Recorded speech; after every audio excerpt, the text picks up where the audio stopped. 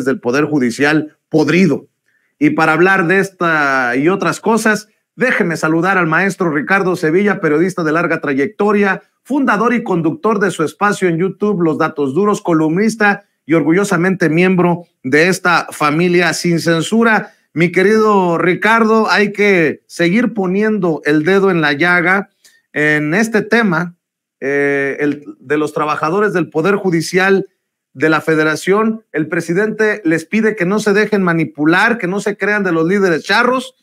Y bueno, pues también hay que hablar de esta burla que hace el presidente sobre la quema de un AMLito, aunque hay muchos a los que no nos agrada mucho esta situación por la hipocresía cuando se pronunciaron con todo por aquella quema de la piñata con la figura de la ministra Norma Piña, pero son tan hipócritas que no van a decir gran cosa o no van a decir algo sobre la quema del AMLito. Mi querido Ricardo, buenos días, te saludo con mucho gusto.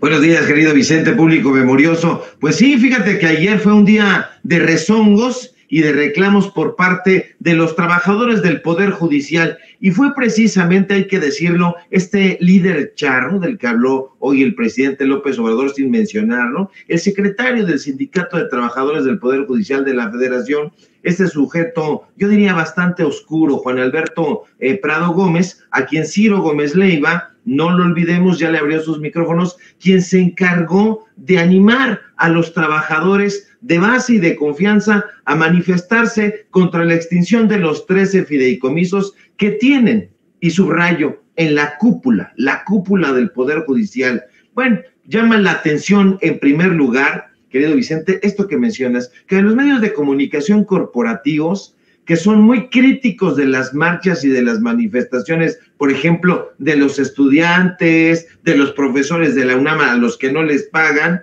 poco les haya importado que los trabajadores del Poder Judicial bloquearan durante horas la circulación del transporte público y de los automovilistas en 8 puntos de la Ciudad de México. Las concentraciones, quienes estuvimos siguiendo las noticias, se registraron en Anillo Periférico, en Avenida Insurgentes, pero Vicente, fue congestión vial, largas filas de automovilistas en el sur, en el oriente de la ciudad. La Ciudad de México fue un caos absoluto y las cosas no pararon ahí.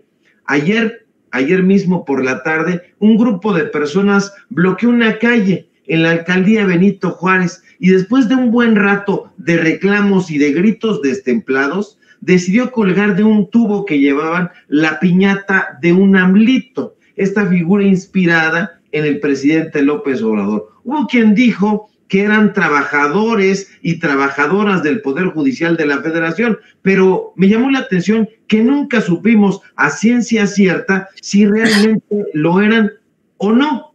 Y no lo supimos porque a ningún reportero se le ocurrió preguntar.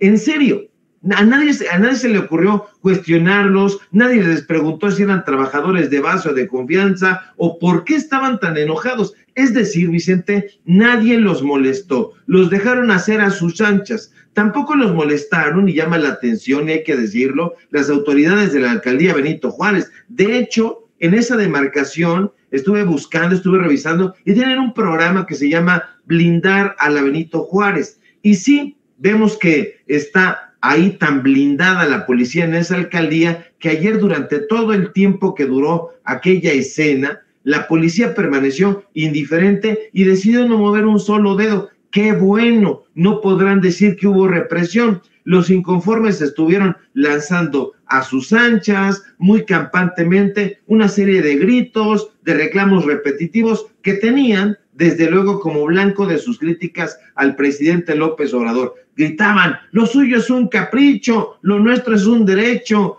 Gritaban y vociferaban, pero no al unísono, porque ayer mismo nos dimos cuenta de que no saben ni gritar consignas. Pero fíjese que mientras vociferaban, estas personas se dieron tiempo de prenderle fuego al AMLito, a la piñata que llevaban. Lo quemaron colgado como ahorcado en una escena que parecía entresacada de un libro paródico de la Inquisición. Tienes toda la razón, no a todos nos agradó ese tipo de escenas porque nos parecen bastante regresivas. Una voz por ahí incluso se atrevió a decirle a las autoridades en uno de los videos: oigan, quizá esto ya es demasiado, pero la burocracia de la alcaldía, los policías de esa demarcación que solo piensan y actúan conforme a lo que su alcalde Santiago Taboada les permite, ya no sabemos a ciencia cierta si es alcalde, si no es alcalde, igual que Sandra Cuevas,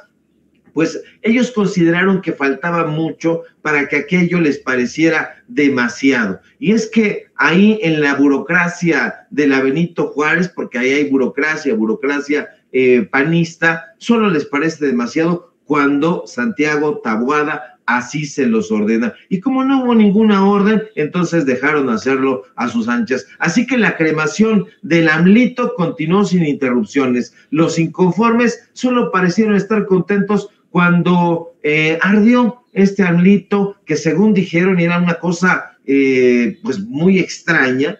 Le estaban gritando ahí al AMLito como si fuera real, que él era el que les había robado sus millonarias prestaciones. Tienes toda la razón, en los medios de comunicación corporativos no hicieron aspavientos, no se impresionaron, no les llamó la atención. Hubo algunos que dijeron, bueno, es una metáfora, es una simbología.